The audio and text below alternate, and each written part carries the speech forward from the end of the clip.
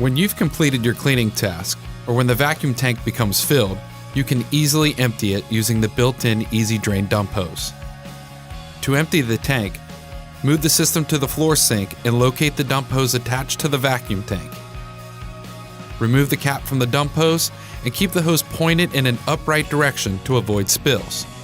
Now, quickly lower the dump hose into the floor sink and allow the contents of the tank to drain out.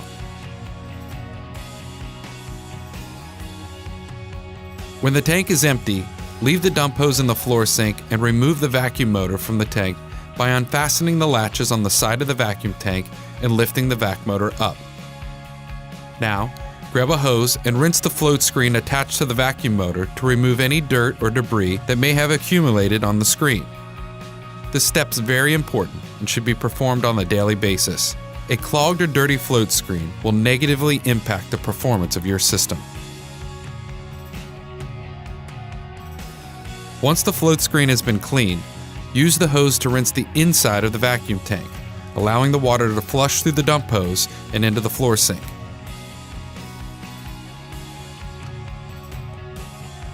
When the tank has been thoroughly rinsed, reattach the vacuum motor. Secure it in place with the latches on the side of the tank. Then, lift the dump hose out of the floor sink and reattach it to the dump hose cap attached to the vacuum tank.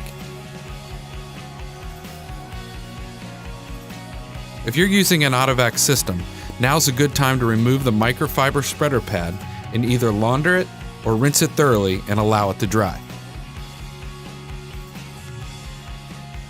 Following these simple steps will help keep your system running at its peak performance and will keep it clean and odor-free.